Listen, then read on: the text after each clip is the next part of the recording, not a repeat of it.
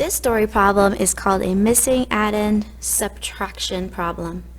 And just like for our addition problem that had a missing addend, we can also use the beginning, middle, and end strategy to solve this type of story problem. In this kind of problem, we know how many they're beginning with and we know how many they're ending with, but we don't know that middle number. So this is how we use the beginning, middle, and end strategy. I'm going to read the story just like we read a book. And I'm going to use our story to determine what numbers we put in to our equation. So let's read the whole story first. Mrs. May baked 12 cupcakes. Mrs. Harriman ate some. Now there are 8 cupcakes left. How many cupcakes did Mrs. Harriman eat? Now, in order to do our equation, we need to know what's happening in the beginning, middle, and end. So let's go to the beginning of the story. Mrs. May baked 12 cupcakes. How many? She baked 12. So I'm writing 12 in the beginning of my story. Now the next sentence is the middle of my story. It says Mrs. Harriman ate some. Well, if she ate the cupcakes, we're not going to have more than 12. We're going to have less than 12. So we need our minus sign because we know that minus means take away.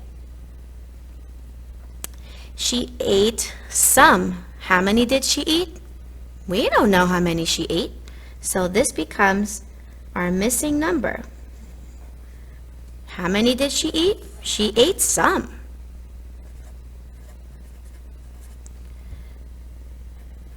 Now let's read the end of the story. Now there are 8 cupcakes left. So at the end of the story, there are 8 cupcakes left.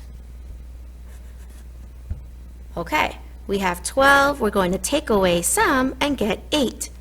Well, there's a few strategies we could use to solve this. I'm going to show you how to solve this with our open number line strategy.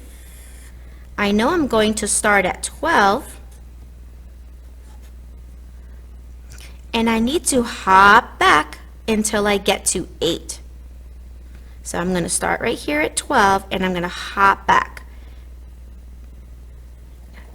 11,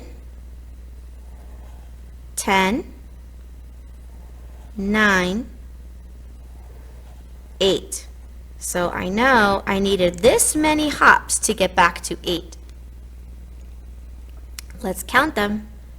1, 2, 3, 4 hops. I needed 4 hops to get back to 8.